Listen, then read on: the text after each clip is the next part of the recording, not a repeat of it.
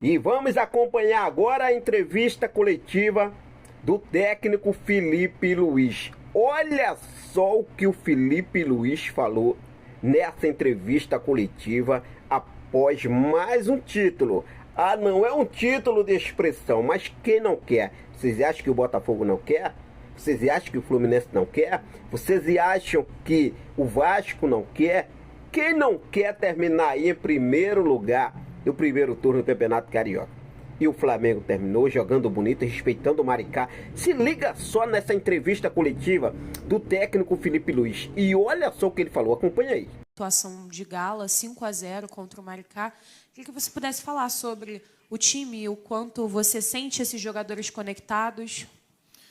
Boa noite. Eu estou muito feliz pelo jogo, pelo futebol apresentado e principalmente pelo que os jogadores desfrutaram e se divertiram dentro do campo, né? Porque é um das coisas que eu peço muito, porque o futebol tem que ser jogado com prazer, com alegria e eles estão num momento de confiança muito grande, estão num momento de forma muito bom e se nota dentro do campo, né?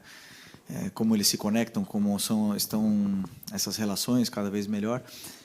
Obviamente que temos muitas coisas que ajustar, mas ganhar não é fácil.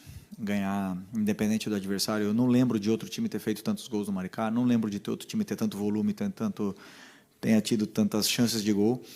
E até então o Maricá, se eu não me engano, teve 3 da Portuguesa. Não lembro de outro time que tenha feito tantas chances. Então estou orgulhoso pelo momento e vamos corrigir as coisas, os detalhes micro que precisamos corrigir, continuar evoluindo. Eles têm que se exigir cada vez mais, autoexigência, para que a gente possa fazer uma grande temporada. Felipe, boa noite. Boa noite. A gente teve numa entrevista o Arrascaeta falando que você foi até a casa dele e que ele virou para você e falou: se você precisar me colocar no banco, pode me colocar. O quanto importa para você um grupo onde alguns jogadores te mostram que o elenco e a união desse grupo está acima de qualquer vaidade? Eu falei para ele que se ele não estiver bem, ele não vai jogar. Mas, não, assim, são jogadores que, além de serem grandes jogadores, serem ídolos, são meus amigos.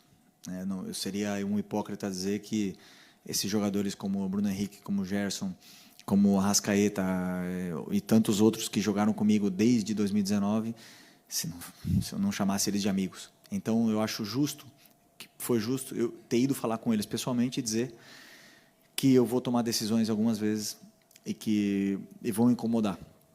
E o que eu mais esperava deles é que isso não afetasse a amizade que a gente tem, porque é uma decisão extremamente, estritamente profissional. E a resposta dele foi essa, que poderia ficar tranquilo que nada ia mudar a amizade, né? Eu sei que do meu cargo para o jogador não muda, mas o jogador para o treinador ele vê como uma figura diferente. Eu já senti isso, eu já vivi isso. Existe um respeito, uma hierarquia, a hierarquia, mas esses jogadores, como eles são tão profissionais, tão grandes, eles sabem separar o que é o lado humano, o que é a amizade, do que é o profissional. E tanto é que em momentos determinados eu tomei decisões difíceis, tive que tirar esses jogadores que são meus amigos e eles nunca deixaram de ser próximos a mim por causa de alguma decisão. Aliás, a equipe sempre está na frente e com isso eu vivo tranquilo, eles vivem tranquilo, porque eles sabem que eu estou sempre fazendo o que eu, Felipe, acho que é melhor para a equipe. E repito o que eu falei outras vezes: vou acertar sempre e não vou acertar sempre. Com certeza não vou acertar sempre. Mas o meu pensamento vou fazer sempre o que eu acho que é melhor para a equipe. E eles entendem bem isso. Felipe, tudo bem? Rafael Borghetti, repórter do canal Flavoz. Eu recebi mensagem de um amigo meu, que ele é flamenguista, falando sobre o jogo de hoje, e ele disse: cara, como é bom assistir o Flamengo jogar hoje em dia. Como é que é para você resgatar essa sensação do torcedor em todo dia que ele liga a TV ou vem aqui no estádio assistir o jogo do Flamengo, ele saber que ele vai ver um jogo de qualidade? E, claro, como você falou, algumas decisões podem ser contrárias, o Flamengo não vai garantir sempre vitórias e tudo mais, mas a qualidade do jogo tem sido incontestável em toda a partida. O Flamengo tem mostrado que joga muito bem. Como é que é para você resgatar essa sensação do torcedor em estar feliz em assistir os jogos do Flamengo? Obrigado. Grande pergunta. Quando eu jogava, eu sempre pensava que o Flamengo ele tem uma característica única. A torcida ela exige um certo tipo de futebol, que seja apresentado um certo tipo de futebol que não vale só vencer. Isso me chamou atenção, porque eu sim joguei muitos anos no Atlético de Madrid, onde só vencer era suficiente. E durante todo esse processo meu no clube como jogador, eu entendi um pouco, né, do que entendi muito o que o torcedor sente, o que ele quer e por que as vaias. Por que o torcedor ele vaia no Maracanã? Por que ele não se sente identificado com a equipe? Então, a partir desse momento, quando eu já decidi durante muitos anos, né, que eu seria treinador, então eu pensei, junto com o meu auxiliar, em criar um modelo de jogo, um documento onde a gente pudesse fazer um modelo onde o torcedor se sentisse representado pelo que ele estivesse vendo no campo. E não é a forma que o Flamengo vai ganhar, se não escolher a forma que a gente vai perder.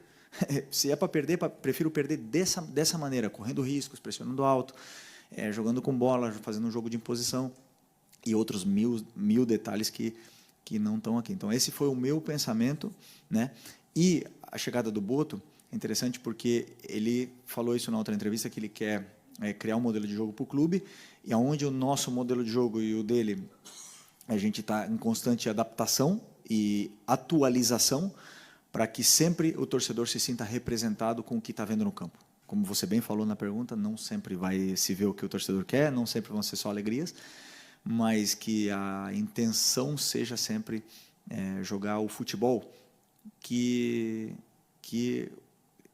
deu alegrias para esses torcedores em algum momento, com o Zico, com o Leandro, com o Júnior, com o Nunes, com todos esses grandes craques, né, jogando esse tipo de futebol. Depois o Jorge Jesus resgatou isso e tentamos reproduzir o que o torcedor gosta de ver no campo. Okay. Tudo bem, Felipe? Parabéns por mais uma taça. Gilberto Júnior, canal Flamelo. Você já disse algumas vezes que, na sua crença, são os jogadores que se colocam no time titular. E aí você tem o Luiz Araújo, que entra pela direita e vai bem, pela esquerda vai bem, centralizado corresponde. Para você, o Luiz Araújo está nesse sentido? Ele está pedindo passagem, está se colocando no time titular? Sem dúvida.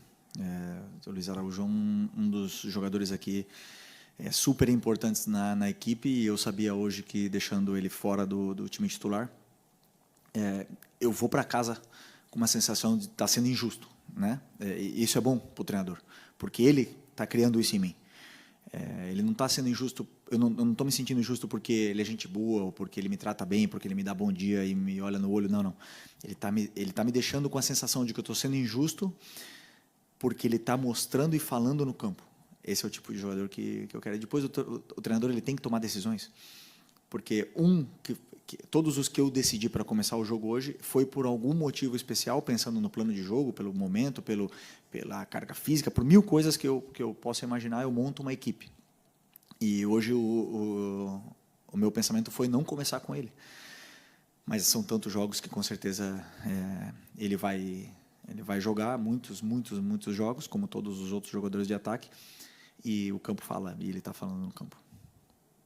Boa noite, Felipe. Bruna Medeiros, do Disfla. Você acabou de falar do Luiz Araújo, mas eu quero saber se o Plata seria a posição dele que você considera ideal, ou você vê mais ele como um substituto para jogar mais por dentro, mais pelo lado mesmo. E queria que você falasse um pouquinho também sobre essa importância do Plata, que você já falou várias vezes sobre essa importância dele tática, e a gente vê ele se movimentando bastante. Então, como fazer com que coloque dois jogadores que estão provando que merecem ser titulares, e você só tem 11 lugares no time, né? Da mesma forma que eu falei da zaga, né? Vou ter que achar um lugar para todo mundo. Mas o bom disso é que nós temos, para o segundo tempo também, jogadores importantes entrando e depois melhorando ainda mais a equipe, né? E tendo esse tipo de jogador como Luiz Araújo, como Plata, ou como Bruno Henrique, como Juninho, todo esse tipo de jogador que um dia vão ter que entrar no segundo tempo, vão melhorar a equipe. O Plata é um jogador que foi, como eu disse nas outras entrevistas, foi pouco a pouco, trabalhando, sem falar, trabalhando, e cada vez que ele entrava, melhorava a equipe, era a sensação de perigo e detalhes táticos, detalhes que eu peço e ele absorve todos eles, tanto ofensivos como defensivos, com e principalmente sem bola, são detalhes que fazem o Plata ser um jogador muito importante, fundamental para mim, fundamental, porque aliás, hoje ele jogou na melhor posição dele, que é por dentro, né? Para mim, na minha visão, mas ele pode jogar na meia esquerda, pode jogar aberto na esquerda, pode jogar aberto na direita, jogou de atacante. Então é um jogador super versátil que nos dá muito, ajuda a defender, ataca, pressiona, faz tudo que o treinador pede. Portanto, é um jogador fundamental para mim. Só um segundo. Lembrar vocês que façam apenas uma pergunta, tá? Não 2, 3 minutos. Tá? Por favor. Boa noite, Felipe. Bruno Castanha, canal Rubro News TV. A gente falando bastante desse time, a forma de jogar, mas eu quero falar hoje da bola parada também. O Flamengo do Felipe Luiz é muito forte, vem fazendo gols, né, em vários jogos. Hoje a gente viu até uma jogada ensaiada, que resultou num gol, mas também outras no segundo tempo, que acabaram não resultando em gol, mas que me levaram muito perigo. Quero que você fale também um pouquinho desse trabalho, dessa bola parada do Flamengo, que vem sendo muito forte nos últimos jogos. Obrigado. Bola parada é um recurso e uma fase do jogo tão importante como todas as outras, onde damos muito valor. Eu sempre penso que a bola parada é estado de concentração, é um estado de espírito dentro do campo, você acreditar naquilo, porque eu já passei por jogar com equipes muito altas e sofrer e tomar gols e nunca fazer gol, e jogar com equipes muito baixas e não sofrer e não tomar gol pelo estado de concentração e tal. Então, esses jogadores são muito poderosos, né, na bola parada, eles acreditam e eles compram a ideia, fazem as jogadas e algumas saem, algumas não, mas é importante que eles entendam o valor e deem o valor que se merece a bola parada, tanto ofensiva como defensiva, e porque ela desbloqueia jogos, né? Desbloqueia jogos, é importante. Fala, Felipe, tudo bem? Barba aqui do BarbaCast. Bom, você foi um grande ídolo como jogador, você é um grande ídolo como técnico, e a gente vê que há muito trabalho, né, teu e da comissão, nesse empilhamento de troféus que você vem, graças a Deus, conseguindo. Mas a minha pergunta é o seguinte: você está sendo um campeonato carioca bacana para o Flamengo, e qual é a memória mais bacana que você tem desse campeonato até agora? Desse que nós estamos disputando?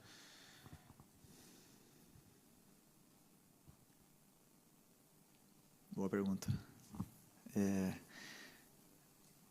Uma coisa que eu estou falando no começo da pergunta é a verdade. Estamos trabalhando muito. Muitas horas. Alguns podem até empatar em horas de trabalho, mas ganhar não sei. Porque a gente é muito apaixonado pelo que faz. Gosto muito do meu trabalho e é muito bom ver tudo isso se reproduzindo no campo.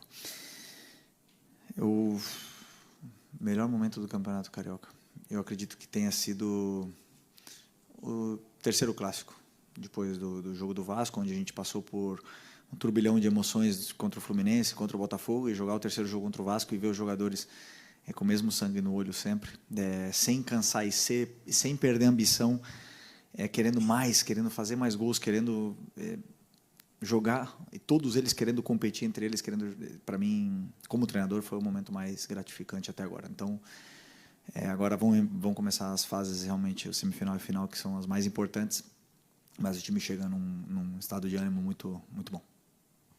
Boa noite, Felipe, aqui, Sidão Marinho da Litoral News. A gente vê o seu trabalho, né, muito esforçado, de fato, não para de trabalhar o tempo inteiro, aliado a muita qualidade do elenco, o melhor elenco da América.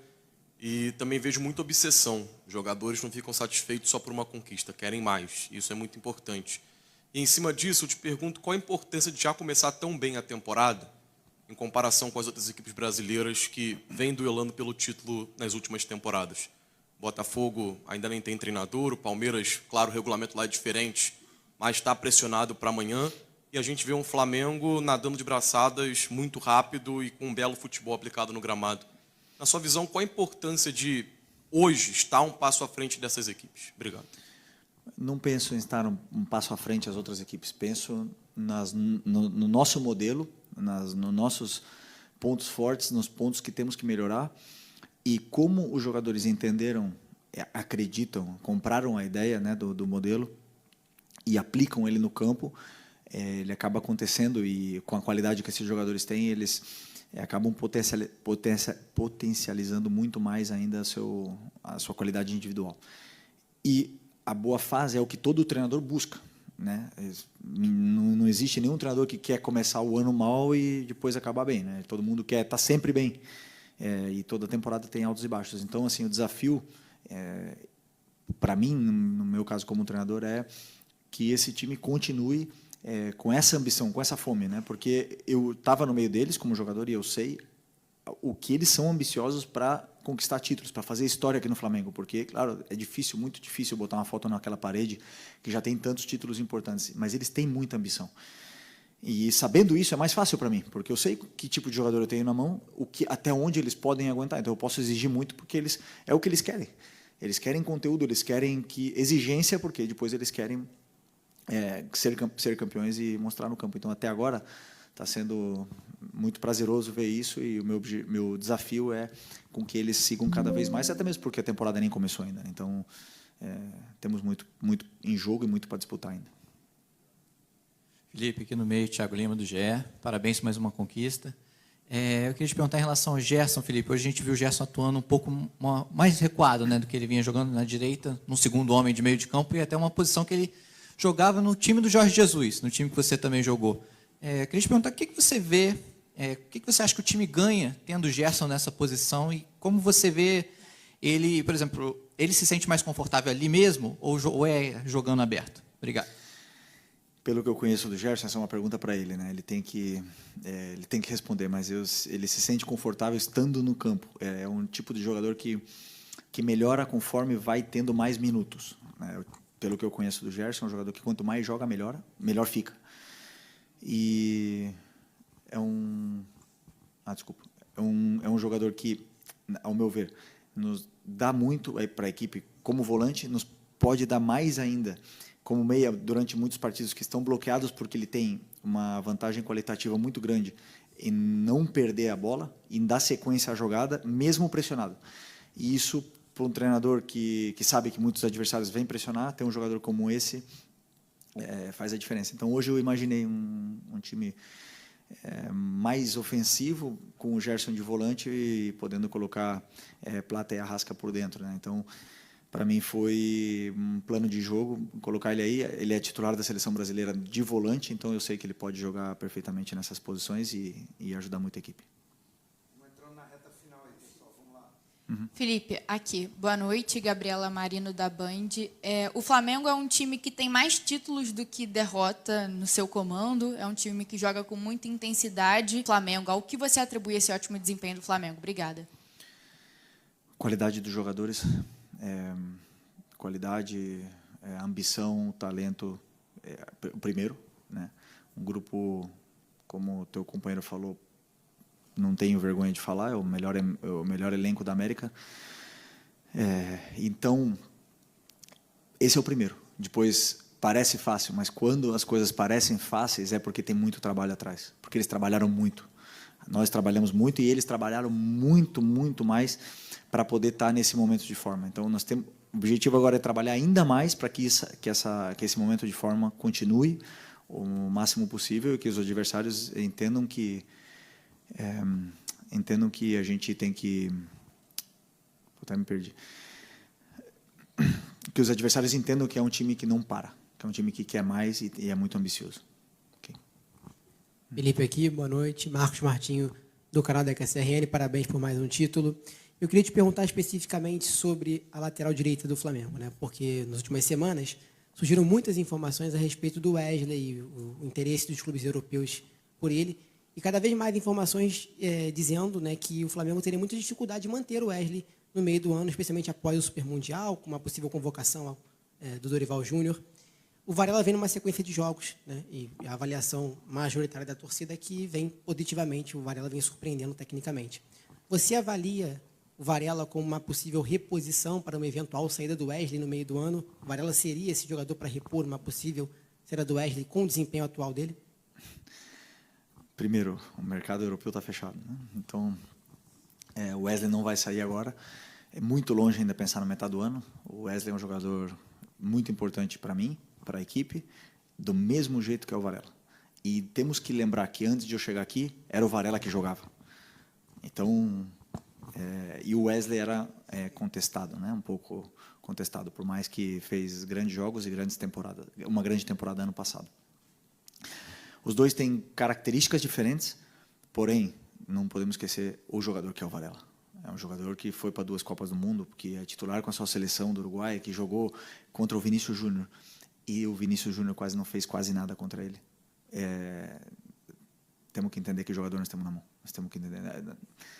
Eu acho que o Varela não tem o respeito que ele merece aqui por parte da imprensa e por parte do torcedor.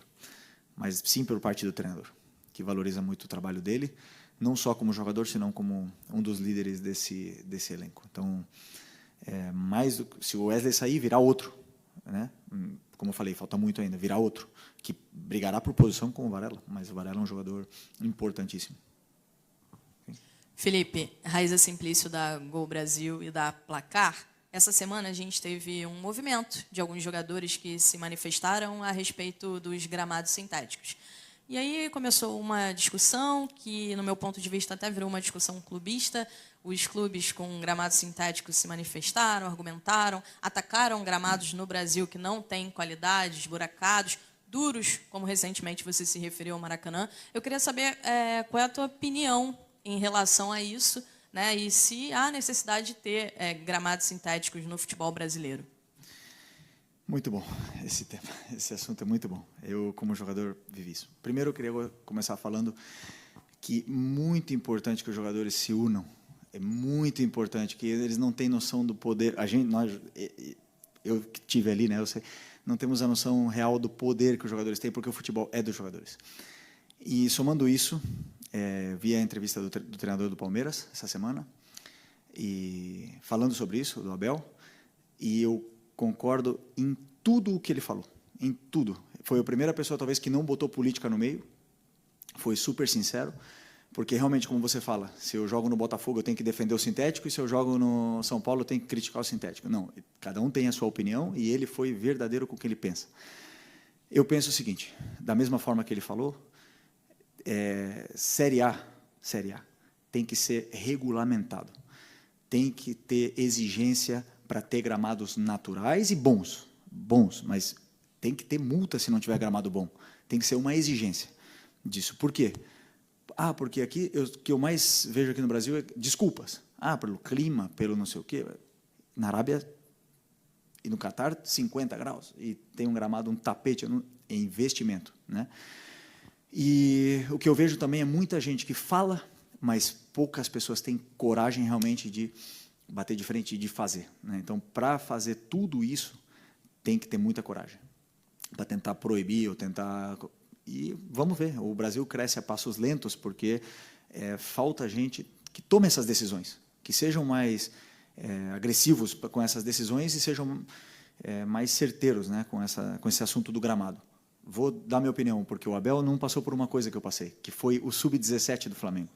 Ele tem uma razão muito grande. Para jogar nos campos que o Sub-17 do Flamengo joga, no Campeonato Carioca, na Taça Rio, ou no Sub-20, até no Campeonato Brasileiro, eu te digo, é melhor sintético.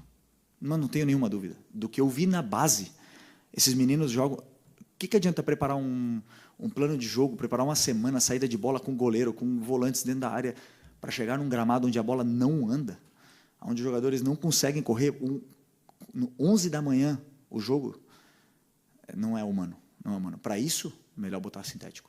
Agora, clubes com condições para ter um campeonato mais equilibrado, para vender nosso produto para fora do país, sim. Grama natural, todo mundo prefere. Não tenho dúvida, os jogadores do Palmeiras preferem, os jogadores do Botafogo preferem. E só vou somar uma coisa também ao que o Abel falou, que ele falou que tem um top, eu acho que tem mais. Tem o Inter, que é top, não tenho problema em falar. O melhor gramado do Corinthians, é o melhor gramado do Brasil. Corinthians, Inter. São Paulo, Morumbi sempre é muito bom. Juventude é muito bom. Coritiba é muito bom e estou esquecendo de algum por aí, mas com certeza já peguei a Vila Belmiro muito boa, já peguei ruim também. Então o que a gente precisa é regulamentar, obrigar a botar um gramado, mas botar um gramado em condições, investimento, altíssimo investimento no gramado, que aí sim vai ficar bom para todo mundo, porque na Espanha eu também peguei muitos gramados ruins até chegar um presidente da Liga e obrigar a colocar todo mundo no gramado bom e encher o estádio. É obrigatório encher o estádio. Então se virem os clubes, senão são multados. Isso é muito importante. E aí estão os jogadores para cobrarem e colocar a opinião que eles têm. Mas o que eu sinto um pouco do Brasil é isso. Nós vamos vendo o que os outros países vão fazendo e a passos lentos vamos tomando decisões e vão mudando. Já mudou muita coisa desde que eu cheguei aqui em 2019, melhoraram muitas coisas no Campeonato Brasileiro, muitas, tanto taticamente como de estrutura, infraestrutura, melhoraram muitas coisas, mas ainda estamos atrás. É evidente que nós estamos atrás e somente pessoas com coragem para tomar decisões importantes e agressivas para poder mudar e melhorar o nosso campeonato. Felipe. O Maracanã está melhor. Quando acontecem problemas, por exemplo, como aconteceu com o Thiago Silva do Fluminense, que se machucou, alguns jogadores nossos reclamaram, tanto do campo como da bola, são tomadas atitudes, né? Então a empresa deixou o gramado um pouco mais macio e claro que o Maracanã, eu acho que ano passado foi o estádio com mais jogos do mundo, se eu não me engano, tá? Se eu não me engano, com mais jogos do mundo. Isso não existe gramado nenhum no mundo que aguente, nenhum. Mas sim existem planos para solucionar esse problema. Quando o gramado começar a ficar ruim, coloca um novo. É investimento, coloca um novo. Não tem problema. Né?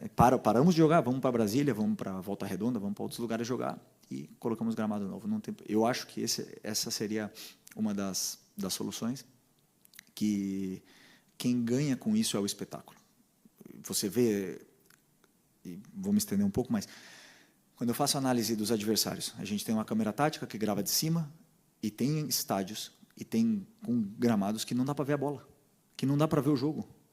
Então, quando tu vê, por exemplo, e aí você pega referências externas de outros times europeus, da Premier, você olha a imagem da câmera tática e a grama é verde, é bonita, a bola corre, os jogadores não têm que se preocupar em dominar a bola. Às vezes, aqui, principalmente com essa bola, o jogador não pode pensar na frente, porque primeiro ele tem que pensar em dominar, com o gramado ruim. A bola já vem quicando, então ele tem que primeiro pensar em dominar a bola, ele não pode pensar já em dar o passe. Então são detalhes, pequenos, que fazem o nosso jogador, no cérebro do nosso jogador, não pensar na frente. E isso vai tirando a confiança, e o futebol vai ficando mais feio. São detalhes, então, para mim, tudo está nos detalhes. E nós temos que melhorar, não tenho dúvida. Boa noite, Felipe. Léo José do Coluna do Fla. O Flamengo ele fez uma boa Taça Guanabara, está chegando agora na semifinal, só que sempre fica essa questão de quão parâmetro é a Taça Guanabara para o restante da temporada, quão parâmetro é o Campeonato Carioca, né, para o restante da temporada. E eu queria saber se você, Felipe, consegue pontuar 3 pontos fortes assim do Flamengo, desse time do Flamengo, desse elenco, de olho nesse primeiro semestre da temporada, que tem o Campeonato Brasileiro, a Libertadores e o Mundial de Clubes. Sobre a Taça Guanabara e o Carioca, não é um torneio. Eles não vão dizer como vai ser a temporada. A temporada do Campeonato Brasileiro começa, no nosso caso, contra o Internacional em casa. E a partir desse jogo nós vamos ver como a gente vai começar. São 38 rodadas. O Campeonato Carioca ficou para trás, a Taça Guanabara já ficou para trás. Não vale absolutamente nada no brasileiro. Para o brasileiro não vale nada. Então, sim, vale como uma preparação, para os jogadores entrarem em forma física, como uma pré-temporada. E claro que queremos ganhar o Campeonato Carioca. Agora, o que vai nos deixar de momento para o brasileiro, absolutamente nada. O Campeonato Brasileiro começa contra o Internacional e todos começam do zero, os que estão bem e os que estão mal. E tem time que vai ser eliminado do Campeonato Paulista, ou sei lá, e vai começar o brasileiro muito bem. Isso aí não quer dizer absolutamente nada. Então, temos que separar as coisas, como eu falei, a Guanabara já passou. E difícil pontuar 3 pontos. Difícil. Felipe, eu pedi para perguntar por último, se me permite que eu saia um pouco do futebol. Você é um grande fã de tênis, essa semana você esteve lá algumas vezes lá no Rio Open, e eu queria até saber se, apesar de ser um esporte bem diferente, se você consegue absorver alguma coisa para o seu trabalho. E aí a gente está vendo esse momento do João Fonseca, né, depois de muito tempo surgindo uma promessa, mas ao mesmo tempo muita expectativa para um garoto de 18 anos, e aí ele perdeu aquele jogo, enfim, você já viveu muita coisa no esporte. Queria que você pudesse falar um pouco sobre esse momento e se você pudesse falar alguma coisa para o João aí, que está ainda iniciando a carreira dele. Falar para o João que eu esperava ele aqui hoje, aí não veio. Um fenômeno. Segundo o Guga Kirten, que eu estava com ele lá em Floripa, ele me falou: esse menino é diferente, ele é dos diferentes, ele falou para mim. E realmente é, né? Eu vi o João jogar com 16 anos, flamenguista, humilde, trabalhador e com a família muito cabeça boa. Tem tudo para nos dar muita alegria no tênis. O tênis é um esporte que eu amo muito, durante muitos anos joguei, quando era pequeno, e depois, claro, não tinha o talento, né, para continuar no tênis, vim para o futebol. Mas eu sou apaixonado, o Federer foi meu grande ídolo, minha grande inspiração durante a minha carreira. Via quase todos os jogos importantes do Federer, analisava cada momento dele dentro da quadra para poder tentar copiar alguma coisa dentro do campo, eu mesmo, comigo mesmo, naquele meu mundo ali dentro do campo, porque o tênis é o esporte mais... um dos esportes mais sofridos, né, mentalmente. Então, é o jogador contra ele mesmo. Então, agora indo lá ver o João jogar, aquele jogo que ele perdeu, nos diz muito do que aconteceu com ele. Tinha acabado de ser campeão, viagem, jogo em casa, chuva de emoções, turbilhão de emoções na cabeça dele. E, de repente, pela primeira vez, talvez ele tenha pego um adversário tão extramotivado como ele pegou, aquele menino, né? Então, isso nos diz muito, né? Que muitas das vezes a gente vai jogar, vê um adversário como ele joga, mas contra a gente ele vem ultra extra motivado. E isso me passou uma mensagem para mim também. E, de certa forma, serve até como treinador para passar para os jogadores. Então, eu gosto muito de pegar coisa de outros esportes e, por sorte, ainda dá tempo de ir lá ver o final da dupla. Valeu?